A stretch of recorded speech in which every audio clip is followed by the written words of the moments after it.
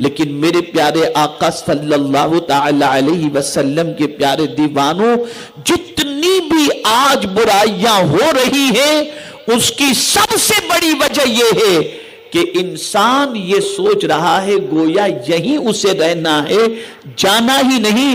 اسی وجہ سے تو جتنی بھی تیاریاں اس دنیا میں انسان کر رہا ہے، ایسا لگتا ہے جیسے پرماننٹ رہنے کے لیے کر رہا ہو، یہاں سے اسے جانا ہی نہیں۔ تو میرے پیارے آقا صلی اللہ علیہ وسلم کے پیارے دیوانوں، موت برحق ہے۔ موت کے پل سے ہر ایک کو گزرنا ہے، لیکن آقا کریم صلی اللہ علیہ وسلم کو اپنی امت سے بڑا پیار، بے پناہ محبت، بے پناہ محبت۔ ماں اپنے بچے سے جتنی محبت نہیں کرتی، اس سے کئی گنا زیادہ حضور اپنی محبت، اپنی امت سے محبت فرماتے ہیں۔ اس لیے حضور صلی اللہ تعالی علیہ وسلم نے ایسی تعلیمات عطا فرمائیں کہ اگر کوئی ان تعلیمات پر عمل کرے تو اس کے لیے موت بھی آسان ہو جائے، اور جب وہ رب قدیر کی بارگاہ میں حاضر ہو تو جہنمی بن کر کے نہیں، جنتی بن کر کے حاضر ہو۔ تو ایک بات تو یہ سمجھ لیں کہ موت برحق ہے اور ہر نفس کو اس کا ذائقہ چکھنا ہے۔ دوسری چیز، وَإِنَّمَا تُوَفَّوْنَ أُجُورَكُمْ يَوْمَ الْقِيَامَةِ، قیامت کے دن تم کو تمہارے کیے کا مکمل بدلہ دیا جائے گا۔ قیامت وہ جگہ ہے جہاں پر انسان کے کیے ہوئے کا کمپلیٹ بدلہ دیا جائے گا، ادھورا نہیں۔ ادھورا تو دنیا میں دیا جاتا ہے۔ یہ مزدور جو اسٹرائک پر اترتے ہیں اس کی وجہ کیا ہے؟ انہیں پورا اجر نہیں دیا جاتا تو اسٹرائک پر اترتے ہیں۔ یہ مزدور یونین کیوں بنی ہے؟ جب ان کو پوری سیلری نہیں ملتی، پورا اجر نہیں ملتا، تبھی وہ اسٹرائک پر اترتے ہیں اور روزانہ مطالبہ ہوتا رہتا ہے، سیلری بڑھاؤ، ہمیں ہمارا معاوضہ صحیح نہیں ملتا۔ لیکن قیامت ہے ہی اس لیے کہ بندوں کو قیامت کے دن ادھورا اجر جو دنیا میں ملا تھا وہ محسوس کر رہے تھے، تو یہ بتایا جا رہا ہے اگر کچھ کم دنیا میں تمہیں ملا تھا تو غم نہ کرو، قیامت ہے ہی اس لیے تاکہ تمہارے اجر کو پورا تمہیں دے دیا جائے، وہاں پورا اجر دیا جائے گا۔ میں بتاؤں اس کو مثال کے طور پر، بہت سارے مسلمان یہ کہتے ہیں میں نماز پڑھتا ہوں مجھے روزی نہیں ملتی، معاذ اللہ، کم ملتی ہے، دینداری اختیار کیا ہوا ہوں پھر بھی مجھے جتنا ملنا چاہیے نہیں ملتا، شراب پینے والے کو، جوا کھیلنے والے کو، برائی کرنے والے کو زیادہ ملتا ہے۔ اور زیادہ تر آپ دیکھیں گے، اب جو میں بات عرض کرنے جا رہا ہوں غور سے سنیے گا، زیادہ تر آپ دیکھیں گے آدمی جتنا زیادہ دیندار ہوتا ہے اتنی ہی زیادہ پریشانی میں گرفتار ہوتا ہے۔ آقا کریم صلی اللہ علیہ وسلم کی بارگاہ میں ایک صحابی حاضر آئے اور عرض کیا یا رسول اللہ صلی اللہ تعالی علیہ وسلم، میں آپ سے محبت کرتا ہوں۔ سرکار نے فرمایا کیا کہا تم نے؟ کہا حضور میں آپ سے بے پناہ محبت کرتا ہوں۔ پھر حضور نے فرمایا کیا کہا؟ کہا حضور میں آپ سے بے پناہ محبت کرتا ہوں۔ تو سرکار نے فرمایا پھر مفلسی کے استقبال کے لیے تیار رہو۔ یہ حضور نے فرمایا۔ اور جتنے بھی آپ دیندار دیکھیں گے، اولیاء ہوں، اور سب سے زیادہ دین تو انبیاء کی زندگی سے چھلکتا ہے، لیکن خدا کی قسم سب سے زیادہ آزمائش اور ابتلا کے اندر اگر کوئی رہا ہے تو وہ انبیاء کی جماعت رہی ہے، انبیاء کی جماعت رہی ہے۔ جس مولا علی کرم اللہ تعالی وجہہ الکریم کے نام سے ہم اپنی مشکلوں کو دور کرتے ہیں اور کہتے ہیں مولا علی مشکل کشا، لیکن آپ اگر صحابہ کی زندگی کا مطالعہ کریں تو صحابہ میں سب سے زیادہ مشکل میں مولا علی ہی تھے، جن کے نام سے مشکلیں ٹلتی ہیں وہ سب سے زیادہ. لیکن کوئی یہ نہ سمجھے کہ دیندار پر اگر کوئی مصیبت آتی ہے تو اس کے گناہ کی وجہ سے، یہ اولیاء کی بات کر رہا ہوں، نہیں. اس لیے کہ قرآن نے کہا تم کو تمہارا اجر مکمل دیا جائے گا. اب ان کی شان محدثین فرماتے ہیں، مفسرین فرماتے ہیں کہ جنت میں ایک درخت ہے جس کا نام ہے شجرۃ البلوا. اس درخت کے نیچے جو دنیا میں دیندار تھے اور مصیبت میں گرفتار تھے ان کو وہاں پر رکھا جائے گا اور ان پر انعام و اکرام کی بارشیں ہو رہی ہوں گی، اللہ کی نعمتوں کی بارشیں ہو رہی ہوں گی. جب پوچھا جائے گا کہ ان کی کون سی نیکیاں ایسی ہیں جس وجہ سے ان پر اتنا انعام و اکرام ہو رہا ہے، تو جواب ملے گا یہ وہ بندے ہیں جو دنیا میں مصیبت میں گرفتار تھے اور اس مصیبت پر وہ شور مچانے کی بجائے ہمارے فیصلے پر راضی تھے اور صبر کرتے تھے. آج ان کا مکمل اجر ان کو دیا جا رہا ہے.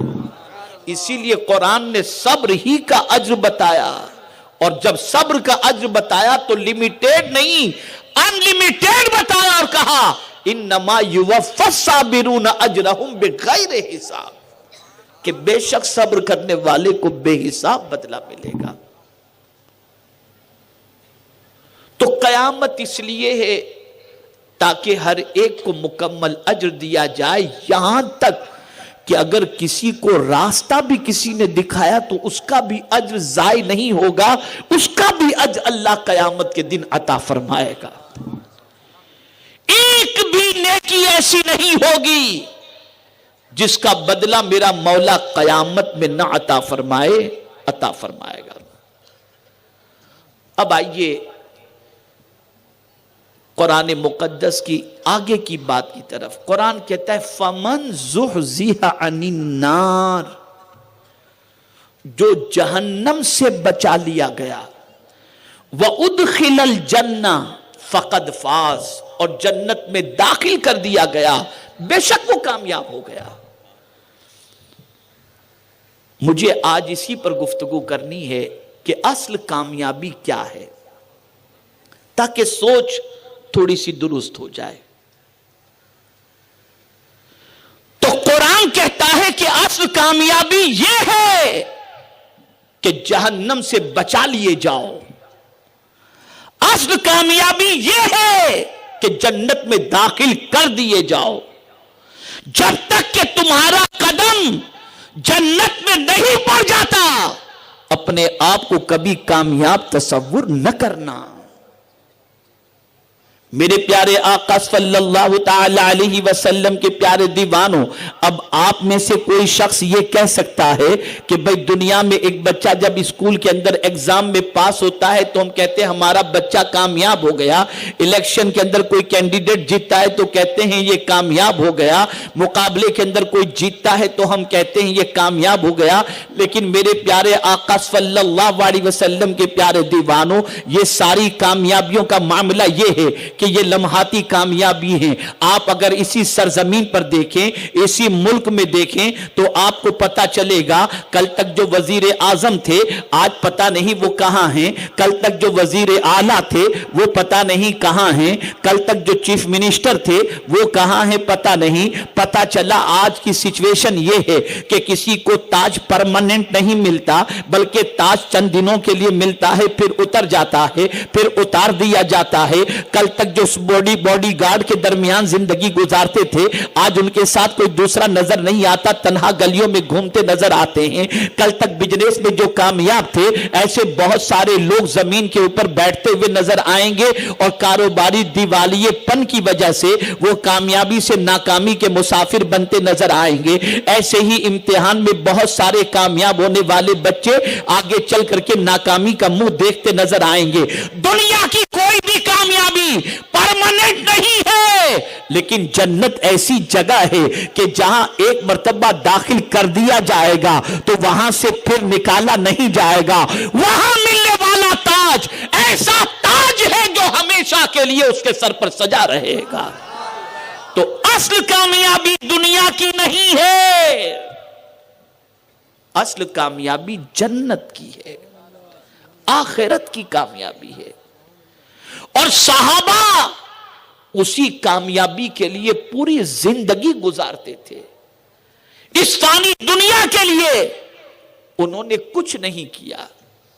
ہم لوگوں کو اگر کہیں سفر کرنا ہو، بلکہ میں ایک چھوٹی سی بات آپ سب کی سمجھ میں آئے اس طرح سے عرض کروں، اگر آپ کو دوسری جگہ اپنا گھر منتقل کرنا ہے، یعنی آپ جہاں رہ رہے ہیں وہاں سے آپ دوسرے گھر میں رہنے کے لیے جانا چاہتے ہیں، تو پورا دن بلکہ کئی دن لگیں گے آپ کے گھر کے سامان کو ٹرانسفر کرنے کے اندر. ایک دن کبڈ جا رہا ہے، ایک دن فرنیچر جا رہا ہے، ایک دن بیگ جا رہی ہیں، ایک دن صوفے جا رہے ہیں، یہ ساری چیزیں جا رہی ہیں. تو ٹرانسفر میں اتنا وقت لگے گا اس لیے کہ سامان ہم نے اتنا جمع کر رکھا ہے. لیکن اللہ والے تو ایک ملک سے دوسرے ملک منتقل ہوتے تو ایک چھوٹی سی اٹیچی کے علاوہ کچھ نہیں ہوتا تھا. وجہ کیا تھی؟ کیا وہ غریب تھے؟ توجہ چاہوں گا، غریب تھے؟ نہیں، بہت مالدار تھے. وہ جانتے تھے کہ یہ ساری چیزیں یہاں رہ جائیں گی، جو چیز ساتھ چلنے والی ہے وہ اعمال ہیں. تو ان کے پاس اعمال کا اتنا خزانہ ہوتا کہ وہ جب اس دنیا سے جاتے تو ساری دنیا ان کو یاد کر کے رویا کرتی تھی اور یہ کہتی تھی کہ کتنے اچھے انسان اس دنیا سے گئے، اور گئے تو نیکیوں کا خزانہ اپنے ساتھ لے کر کے گئے ہیں. میرے پیارے آقا صلی اللہ تعالی علیہ وسلم کے پیارے دیوانوں، جانا تو سب کو ہے، کوئی پرماننٹ رہنے کے لیے نہیں آیا، مستقل رہنے نہیں آیا. لیکن یہ فلسفہ ذہن میں رکھو، جہنم سے بچا لیے گئے اور جنت میں داخل کر دیے گئے تو قرآن کہتا ہے کہ بے شک وہ بندہ کامیاب ہو گیا.